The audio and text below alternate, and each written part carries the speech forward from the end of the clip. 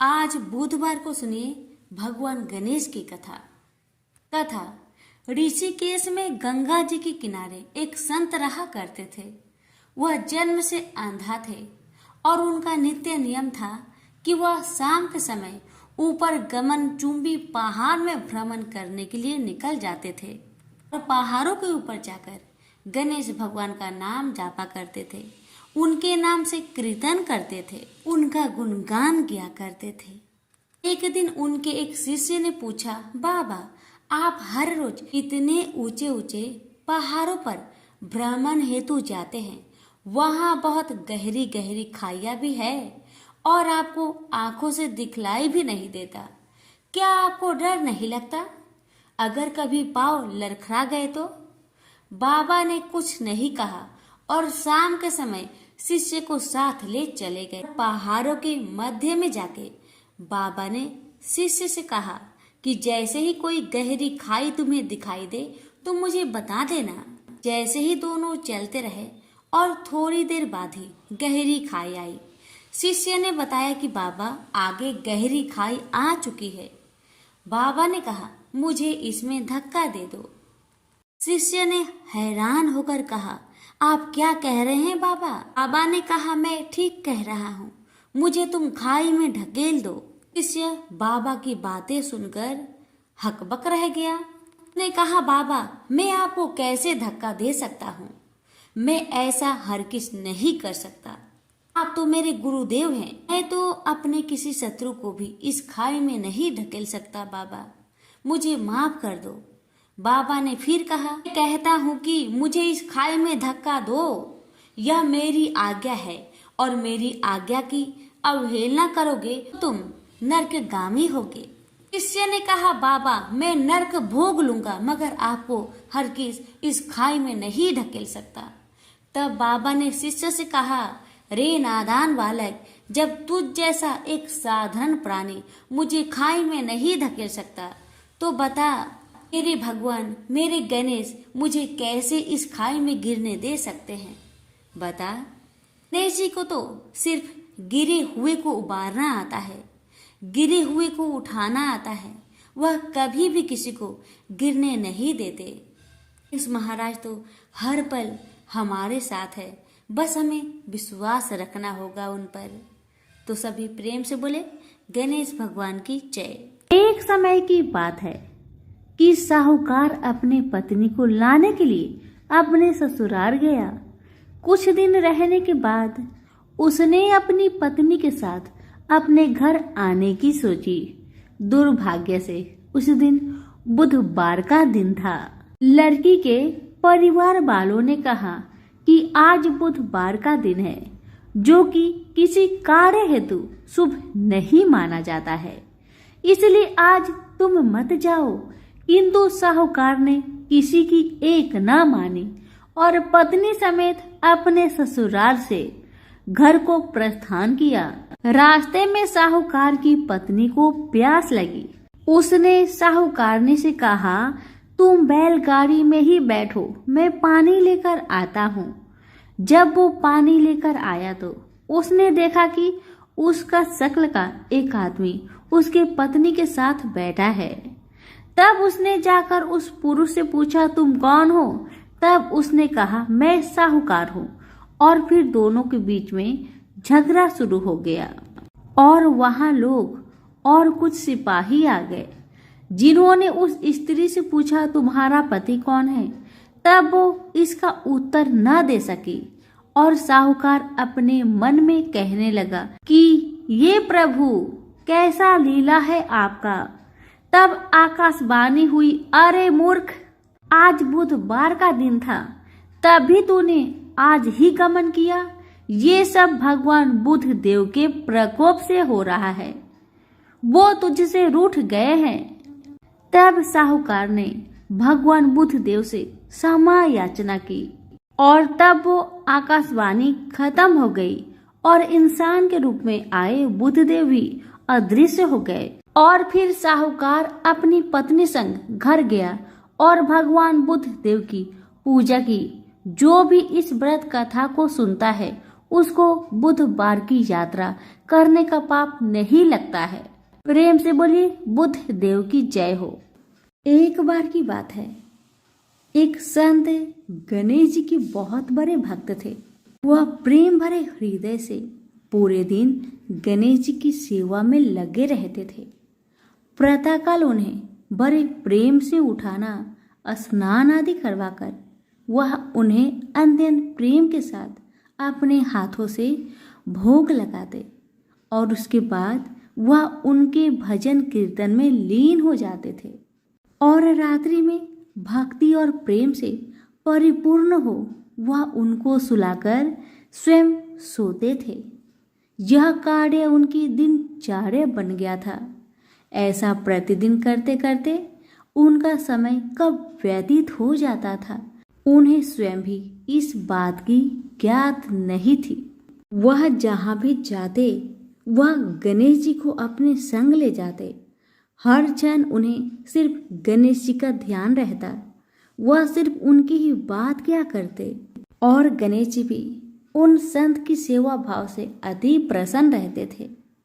वो कहते हैं न कि भगवान को सिर्फ भक्त का प्रेम भरा हृदय चाहिए और कुछ भी नहीं।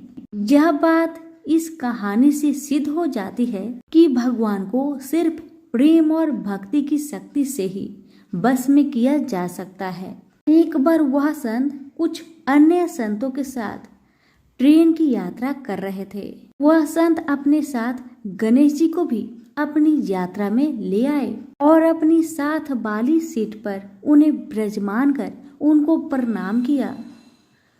अब उन संत ने अन्य संतों के साथ मिलकर प्रभु की भक्ति में ओल प्रेत होकर प्रभु का भजन कीर्तन आरंभ कर दिए। गणेश भजन और कीर्तन की समाप्ति के पश्चात वह सभी संत प्रभु भक्ति की चर्चा में लीन हो गए और कब उनकी मंजिल आ गई उन्हें पता भी नहीं चला।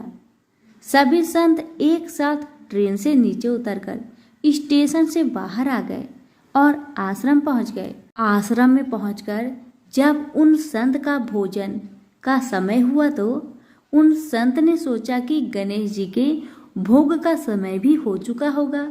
बिना गणेश जी को भोग लगाए मैं भोजन कैसे ग्रहण कर सकता हूँ?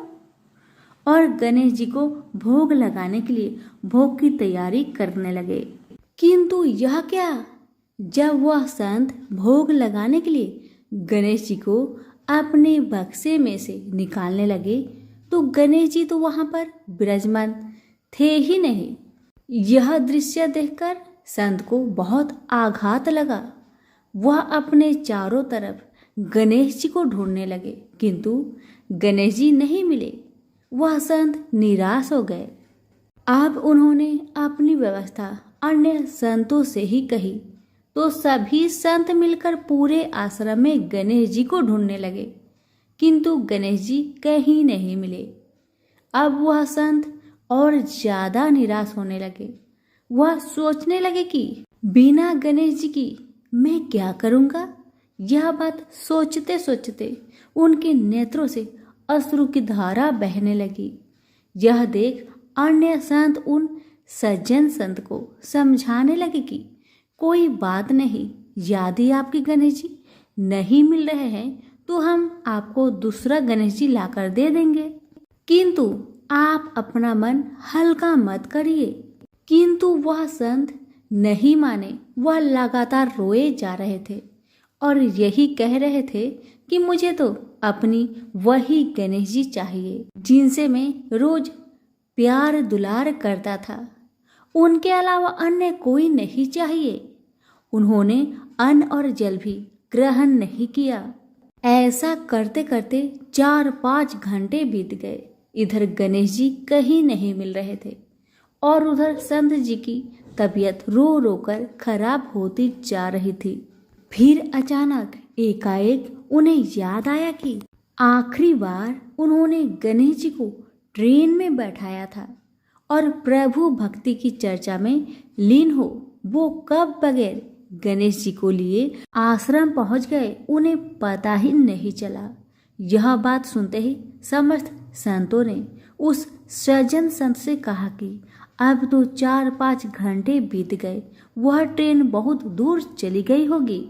यह बात सुनकर सज्जन संत ने अन्य सभी संतों से कहा कि मुझसे गलती हो गई कि मैं बगैर अपने गणेश जी को लिए ट्रेन से उतरकर आश्रम पहुंच आया, किंतु मेरे गणेश जी मुझे छोड़कर कहीं नहीं जाएंगे। मुझे पूर्ण विश्वास है कि गणेश जी मेरी वहीं पर प्रतीक्षा कर रहे होंगे।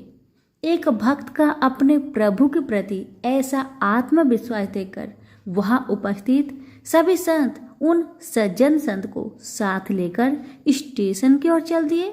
स्टेशन पहुंचकर संतों ने स्टेशन मास्टर को अपनी सारी कहानी सुनाई। यह बात सुनकर स्टेशन मास्टर ने संतों से कहा कि एक ट्रेन पिछले 4-5 घंटे से स्टेशन पर ही खड़ी है। हम सभी बहुत परेशान हैं कि बिना किसी तकनीकी समस्या के वह ट्रेन आगे क्यों नहीं बढ़ रही है। स्टेशन मास्टर की इन बातों को सुनकर संतों को समझने में तनिक भी देर ना लगी कि यह सब तो उस लीलाधर की है। ये तो गणेश महाराज की ही लीला है। और वह मुस्कुराते हुए अपने ठाकुर को लेने चल दिए। ट्रेन की बोगी में पहुंचकर जब उन संत ने ठाकुर जी को देखा तो ऐसा लगा मानो जैसे वह एक बच्चे की भांति बैठकर अपने पिता का इंतजार कर रहा हो कि कब उसके पिता आएंगे और उसे ले जाएंगे। तब उन संतों ने गणेश जी को प्रणाम कर और क्षमा याचना करते हुए गणेश जी को ट्रेन से नीचे उतार ले गए। अंत में यह दृश्य देखकर सभी हैरान रह गए। जब वह संत अपने गणेश जी को लेकर जैसे ही ट्रेन से नीचे उतरे वैसे ही वह ट्रेन भी चल दी, जो बिना किसी तकनीकी समस्या के स्टेशन पर पिछले 4-5 घंटे से खड़ी थी। वहां खड़े सभी स्वजन पुरुषों ने भक्ति की शक्ति का यह दृश्य देखकर सभी ने गणेश जी के चरणों में सत सत प्रणाम किया और आश्रम की ओर चल दिए। सभी प्रेम से बोले, गणेश महाराज की जय हो। पुराणों में बताया गया है कि एक बार भगवान गणेश गंगा नदी के किनारे तपस्या कर रहे थे। इसी कालावधि में धर्मात्मज की कन्या तुलसी विवाह की इच्छा लेकर तीर्थ यात्रा पर निकली। देवी तुलसी सभी तीर्थ स्थल का भ्रमण करते हुए गंगा के तट पर पहुंची।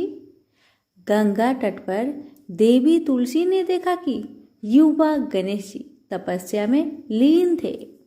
शास्त्रों के अनुसार तपस्या में विलीन गणेश जी रत्न जटित सिंहासन पर विराजमान थे। उनके समस्त अंगों पर चंदन लगा हुआ था। उनके गले में परिजात पुष्प के साथ स्वर्ण मणि रत्नों के अनेक हार पड़े थे।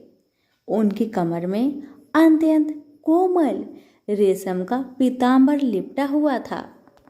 तुलसी श्री गणेश के इस सुंदर स्वरूप पर मोहित हो गई। उसके मन में गणेश से विवाह करने की इच्छा जागृत हुई। तुलसी ने विवाह की इच्छा से उनका ध्यान भंग किया। तब भगवान श्री गणेश ने तुलसी द्वारा तप भंग करने को अशुभ बताया और तुलसी की मनसा जानकर स्वयं को ब्रह्मचारी बताकर उसके विवाह प्रस्ताव को नकार दिए। विवाह प्रस्ताव ठुकराने पर तुलसी ने नाराज होकर गणेश जी को श्राप दिया कि उनके एक नहीं बल्कि 2 विवाह होंगी। इस पर श्री गणेश ने भी तुलसी को श्राप दे दिया कि तुम्हारा विवाह एक असुर से होगा। एक राक्षस की पत्नी होने का श्राप सुनकर तुलसी ने गणेश जी से माफी मांगी। तब गणेश जी ने तुलसी से कहा कि तुम्हारा विवाह शंखचूड़ राक्षस से होगा, किंतु फिर तुम भगवान विष्णु और श्री कृष्ण को प्रिय होने के साथ ही कलयुग में जगत के लिए जीवन और मोक्ष देने वाली होगी। पर मेरी पूजा में तुलसी चढ़ाना शुभ नहीं माना जाएगा। तब से ही भगवान श्री गणेश जी को पूजा में तुलसी चढ़ाना वर्जित माना गया है। प्रेम से बोलिए गणेश जी की जय। एक बार गणेश जी महाराज एक सेठ जी के खेत में से जा रहे थे, तो उन्होंने 12 दाने अनाज के तोड़ लिए। फिर गणेश जी के मन में पछतावा हुआ कि मैंने तो सेठ जी की यहाँ चोरी कर ली। तो गणेश जी सेठ जी के 12 साल की नौकरी करने लग गए।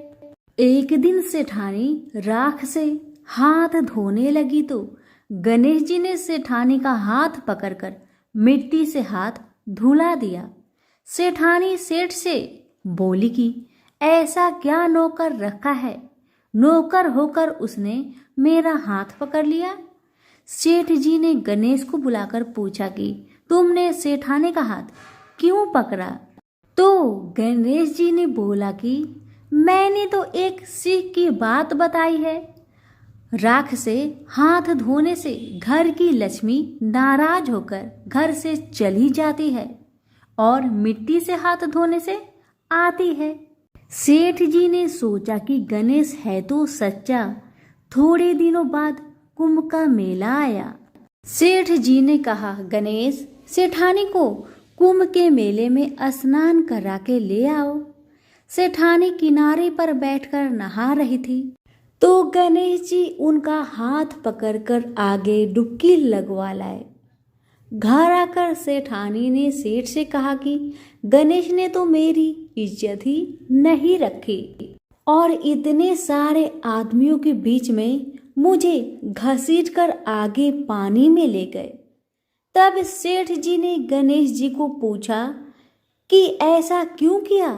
तो गणेश जी ने कहा कि सेठानी किनारे बैठकर गंदे पानी से नहा रही थी, तो मैं आगे अच्छे पानी में डुबकी लगवाकर ले आया।